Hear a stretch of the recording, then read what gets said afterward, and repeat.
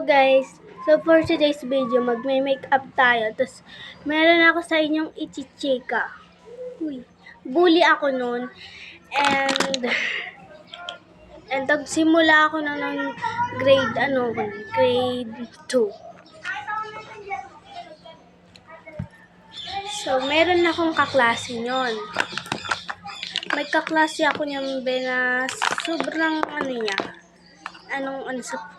Sa mga basta sobrang niya sa mga lalaki. Hindi ko yun pinapansin nung una kasi kala ko okay lang. Pero tumagal parang naiinis na ako sa kanya. Naiinis na ako. Kasi nga, 'di ba? Tingnan mo, mga lalaki nalapit ka na sa mga lalaki and sabay tapos pinapahiya niya ako, be. Yung tipong wait lang, be. Ito na. Yung tipong babaeng sobrang taray niya and kala mo siya yung bully. Pero hindi niya alam, iba yung ugali ko, be. So, ito yung grade 2 ako. Pumunta siya sa CR and naisip ako. Nahiya ako sa'yo to ikwento sa inyo. Kasi nga baka nyo ako i-judge. And alam nyo naman, ako ay ngayon. Ito na, ikukwento ko na sa inyo. Huwag nyo akong i-judge. Yan, pumunta na nga kami sa may CR. And pagkapunta niya sa CR, sumunod ako. Sabi, Ma'am, may I go out? Ganon. Tapos, yung pagkapunta ko sa CR, kinausap ko siya. Sinabi ko na niya, huwag kang tataray-taray dyan, baka hindi mo kilala kung sino yung kinakalaban mo. Sinasabi kong ganun, kasi may isip na kami nun. May mga isip na talaga kami nun, be. May mga isip na kami nun. And salangan wala. And yung mga bata dyan may nagkakagusto kasi ako dun lalaki, ang gwapo niya. At tapos inaagaw niya sa akin, tapos gano'n, sinabi ko na nga, huwag mo ako dyan sinabi ko, huwag mo ako dyan kinakalaban. Hindi mo lang alam kung ano ugali ko, gano'n. Tapos, sabi niya, anong paki ko? Sabi niya sa akin, anong paki niya? Tapos sinabi ko, anong paki? Sinabunutan ko siya, be. Sinabunutan ko, and hindi siya muna nagsumbang sa mama niya kasi nga, takot siya sa akin. Sino bang matatakot dun? Kami nahulog. Yan, balik na tayo sa kwento, and yung natatakot siya sa akin, yung tipong niya. Pero, hindi pa rin niya tinigil. Panay pa rin ang sa crush ko. Napuno na ako, be. Napuno na ako. Ito. Yung na namin nun, uwian na. And pumunta siya doon sa may kantin. Tapos inabangan ko siya doon sa may basketballan. Yun, inabangan ko siya doon kasi nadaan siya doon lagi kasi nagpapapansin sa may boy. And inakot ko siya, sabi, dito ka nga muna, may sasabihin ako sa'yo. Yung nagpunta siya sa likod nun, di ba yung yung basketball, tapos may harang dito yung parang square. Tapos yung pagpunta namin sa likod, bigla ako siyang sinampal, be. Sinampal ko. Sabay, sabi niya, bakit mo ko sinampal? Susumbong kita kay mami. Sabi ko, subukan mo lang isumbong ako sa mami mo. Subukan mo lang. Makikita mo yung hinahanap mo. And hindi siya nga nagsumbong. Tapos, hindi pa rin siya natigil. Kaya ako punong-puno sa kanya. And yun. Yung hindi siya natigil talaga, ako'y pinapahiya niya. Na ako nun sobrang ko na. Parang wala na ako sa sarili nun. Yun, parang wala na ako sa sarili. And yung napuno na ako Yan, tinambangan ko ulit siya doon sa basketballan sa parehong lugar. And yun sinapak-sapak ko na siya. Mga ganun. Ang ka kasi nun Ang salbahe kong bata nun dati. Yan, sinapak-sapak ko na siya nun. And yun, umiyak na siya. Sabi ko, tahanan, natatakot na ako doon. And hindi siya natahan, be. Tapos, sinabi ko, sorry, ganon. Tapos yun, nagtahimik na siya. Tapos sabi ko, huwag niya susumbangin. Ay, siya naman natakot sa akin. Hindi nga siya nagsumbong. Yun, di siya nagsumbong. Tapos inulit na naman niya yung dati. Lagi niyang inuulit kaya ako yung napupuno sa kanya. Tapos yun, di na niya inuulit, may ginawa ako doon eh.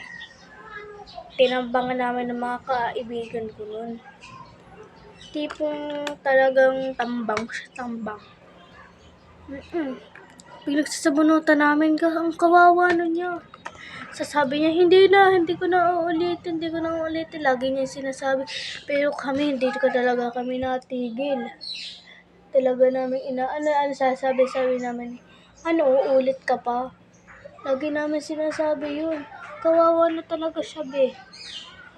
As in, parang inaapi na siya ng kasalanan din naman niya kung bakit si inapi ko. Salbahe. So ngayon, ito, pumunta na ulit kami. Yung di na sabi niya ulitin, hindi na nga siya nag-ulit nun. Tapos yun, pinapahiya ko siya doon sa mga kaklase ko. Sabi ko, matarayan. Oo nga, sasabihin lagi ko sinasabing matarayan. Tapos parang siya ayaw na pumasok niya, hindi na siya nagpasok. Ako'y kinabahan na doon, baka ako'y mapag-guidance office. Kay tama nga yung hinala ko, nagsumbong na pala. Tapos yung nanay, galit na galit sa akin. Tapos pinatawag yung mama ko. Sabi ng nag-prinsipal, yung anak niyo po, Tapos yun, nag-usap na. And pag-uwi namin sa bahay, pinalo ako ni mama. Pinalo ako nun. And nag-alis na. Yun. Tapos yung namin ulit, pagkita namin sa school, nakita ko siya. Sama ng tingin ko sa kanya nun. Parang tipong kakainin na siya. Siya ay natatakot na sa akin. Hindi na siya nalapit sa akin. Kasi hindi na niya ako binobole. Kasalanan naman niya kung bakit ako Sino bang hindi mapupuno sa ganun? Tapos yun, ganun na nga. Tapos ito pa, malala. Pinalitan ko na naman. Dami kong naging kaaway nun. Yung babae. Ang grade nun? Grade 3. Siya babae, tipong, basta. Magagalitin, ganun. Yung tipong nasanggi mo lang, nagagalit na siya. Yun, ko nga siya, nasanggi ko na nga siya nun. Sabay sabi niya, ano ba ikaw? Hindi ka ba natin sa dinadaanan mo? Tapos sabi ko, sorry. Nag-sorry na nga ako. Tapos hindi pa rin niya ako tinigilan. Tapos mama, kakausapin kita, sabi nun. Kasi magta-time na nun. Sa kausapin na daw. Ay, ako naman na hindi ko naman alam yung tipong mga ganun. Kaya yun, nagpunta nga kami doon. Sabi niya sa covered court yun. Nagpunta nga kami doon. And sabi niya, bakit mo kasi nanggi ganun? Kasi siya ay ganun talaga. Wala na tayong magagawa. Tapos yun. Tapos inaano pa ako noon. Sabi, suntukan na lang tayo. Kasi ang yabang-yabang ko daw. Pero, just, yung nung kinabukasan, tinawag ko yung mga kaibigan ko. Tapos, huy, mayroon ako ako nung mga tao din.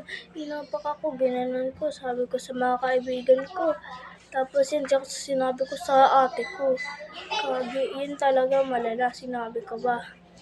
Dapat hindi ko na pala sinabi. Parang gusto ko nung gano'n. Dapat hindi ko na pala sinabi yung gano'n. Kasi yung ate ko kahit kapatid niya. Oo. talagang nagagalit siya doon kasi nga titi mo, kapatid mo ginanon. O, sino bang hindi magagalit doon?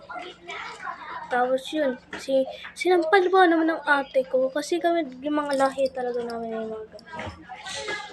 Kaya wag na kayo magtaka. Tapos yun na nga, umiyak siya. Kasi yung ate ko, grade ano na ba yun? Grade 6 na yung ate ko and parehong school kami nag-aaral.